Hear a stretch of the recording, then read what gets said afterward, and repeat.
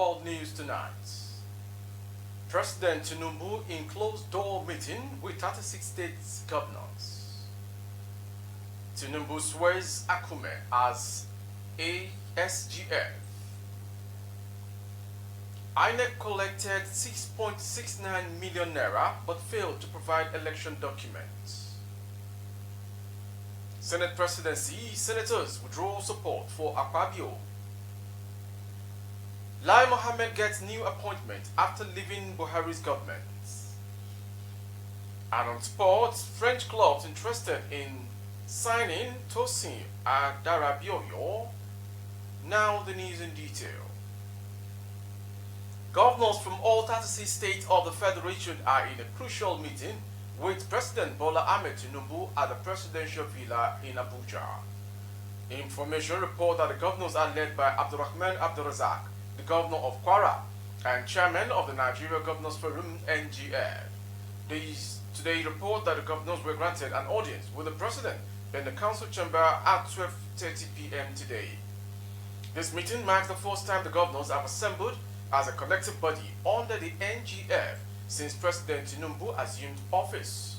In addition to the governors, other prominent figures in attendance include Vice President Kashim Shettima, the newly appointed Secretary to the Government of the Federation, SGF, the National Security Advisor, NSA Major General Babagana Mongulu, retired, and various other officials.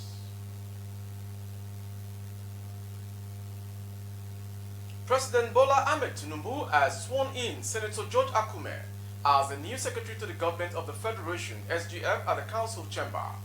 Senator George Akume, in the brief ceremony which our dignitaries, including some serving and former governors, took his oath of allegiance and office at the event.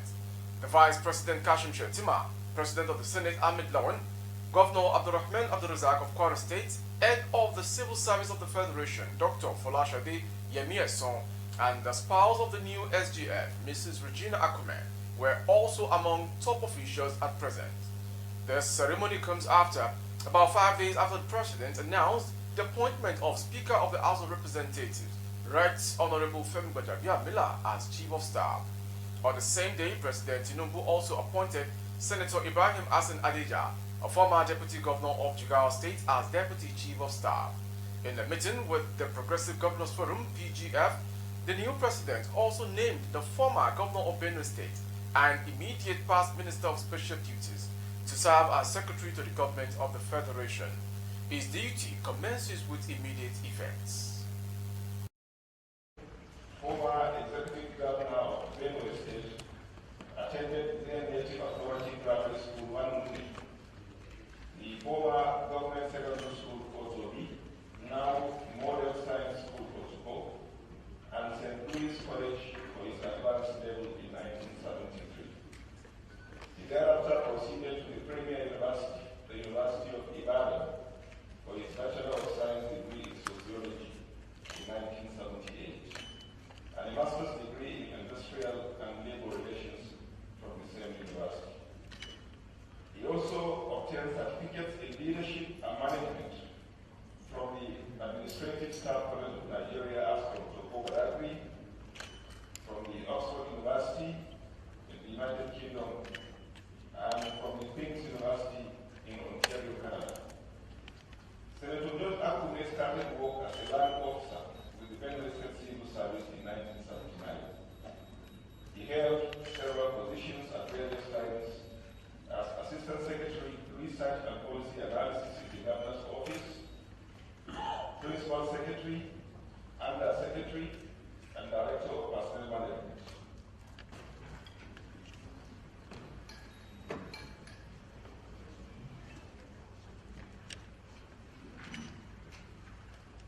Do solemnly swear that I will be faithful and bear true allegiance to the Federal Republic of Nigeria, and that I will preserve, protect, and defend those of the Federal Republic of Nigeria. So help me God. As Secretary to the Government of the Federation, I will discharge my duties to the best of my ability, faithfully and in accordance with the Constitution of the Federal Republic of Nigeria and the law, and always in the interest of the sovereignty, integrity, solidarity, well-being, and prosperity of the Federal Republic of Nigeria. That I will strive to preserve the fundamental objectives and directive principles of state policy contained in the Constitution of the Federal Republic of Nigeria.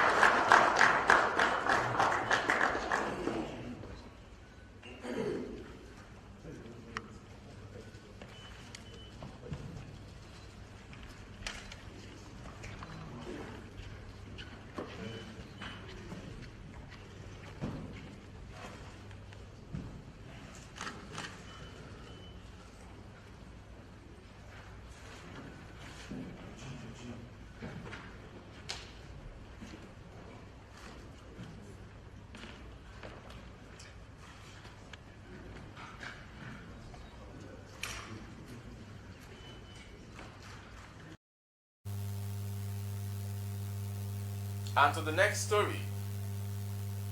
The presidential candidate of the People's Democratic Party, PDP, Atiku has blamed the Independent National Electoral Commission, INEC, for clogging the wheel of progress of his petition. On Wednesday in Abuja, Mr. Abubakar told the Presidential Election Petition Court, PEPC, that despite paying 6.69 million naira to the Commission for certified through copies of documents he intends to tender and in evidence, the Commission failed to make the documents available. Speaking through his lawyer, Chris Uche, the petitioner said it was discouraging for the Commission to say that some of the documents they paid for were outside Abuja.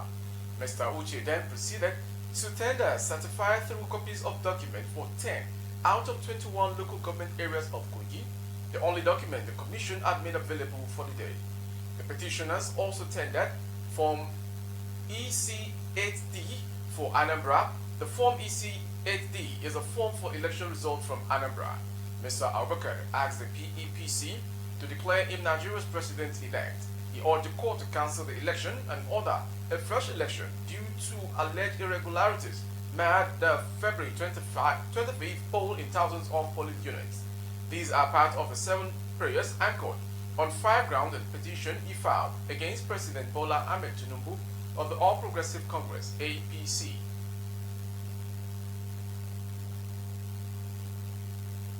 Moving on to the next story. There seems to be a new development in the race for who becomes the Senate President of the 10th National Assembly. Reports say some senators-elect were firmly behind Senator Godswill Akpabio for the top legislative position are withdrawing their support. Information understand that their decision is tied to Akpabio's relationship with the Senate when he was serving as a minister of the Niger Delta. Akpabio disrespected the legislature when he was the Niger Delta minister and openly accused National Assembly members of ripping from huge contracts in the Niger Delta Development Commission (NDDC) without valid proofs. A senator who asked not to be named told information reporters on ground. Following the new development, the Akpabio campaign organization has begun appealing to the senators-elect to shift their ground. Deputy Director General of Akpabio Baraho Campaign Organization, Senator Okoyemi Bamidele, confirmed this to journalists at the National Assembly complex on Tuesday. Another senator-elect, who doesn't want his identity to be revealed, confirmed the withdrawal of support for Akpabio, questioning how Akpabio could preside over the National Assembly he once despised. And to the next story. A former Minister of Information and Culture, Lai Mohammed, has been appointed as the managing partner of Ballot Partners, an international lobbying firm. This comes less than 2 weeks after ex-President Muhammad Buhari's cabinet was dissolved. Mohammed's new role was confirmed in a statement shared on Ballot Partners' official Twitter page on Tuesday. It reads, Ballot Partners, one of the top government relations firms in the United States, is opening its first office in Africa, in Abuja, Nigeria, the nation's capital. Lai Mohammed, the immediate past Nigerian Minister of Information and Culture, will serve as a managing partner of the Abuja office and the firm's satellite office in Lagos, the nation's financial center. The firm's president noted that Mohammed was given the role because he is one of the most respected officials in the country. From that story, we go to Kwara State. The Kwara State government on Tuesday clarified that teachers and health workers in the state would not enjoy the reduction in work days announced on Monday to cushion the effect of the removal of fuel subsidy. The government had reduced work days in the state from 5 to 3 as form of relief for civil servants. However, workers such as teachers and health workers rendering essential services had sought more clarification over the matter. Speaking on Wednesday during Your View on TVC, monitored by correspondent, the Chief Press Secretary to the Governor, Rafiu Ajakai, said modalities are being worked out to compensate the affected workers. The teachers and health workers would not be included in the 3-day per week work shift in Kwara. The government understands the significance of keeping schools and hospitals open and running even at this time. However, the government is working out plans to compensate this category of workers with allowances.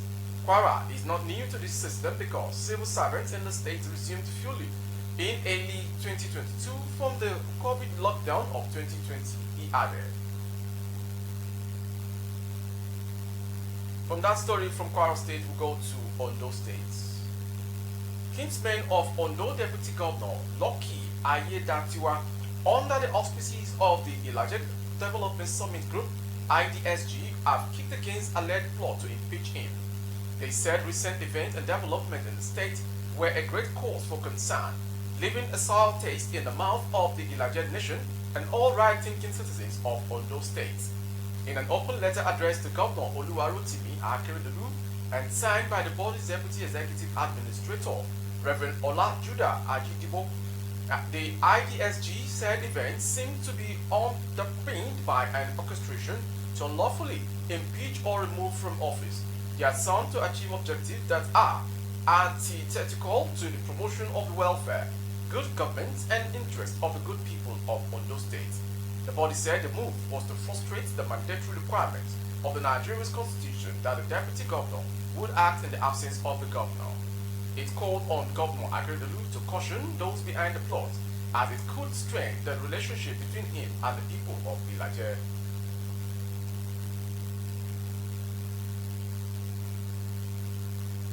A catechist of St. Martin's Parish, Mbappe in Adebo Deanery, Kwande local government area of Benue State, is currently at large following the death of an unidentified lady suspected to be his lover. Information gathered that the catechist, identified as Oliver Bashima, fled his hometown after he was caught with the corpse of the lady. According to some residents of the community, the catechist was planning to dispose the body of the lady when he was caught on Saturday. Correspondent for the land that disease was attempting to abort pregnancy for the person, which unfortunately led to her death. The state police public relations officer, Catherine Anene, who confirmed the incident to correspondent, said the corpse of the lady had been recovered and deposited at the morgue. The corpse of the young girl, who was said to have visited her man friend, was recovered and taken to the mortuary after a report was received, but said Oliver is yet to be seen, as he brought the corpse out of his room and ran away, Anene concluded. From that story, we go to the foreign story. Previous governments have tried unsuccessfully to remove the subsidy which kept fuel prices artificially low, although they have steadily climbed through the years.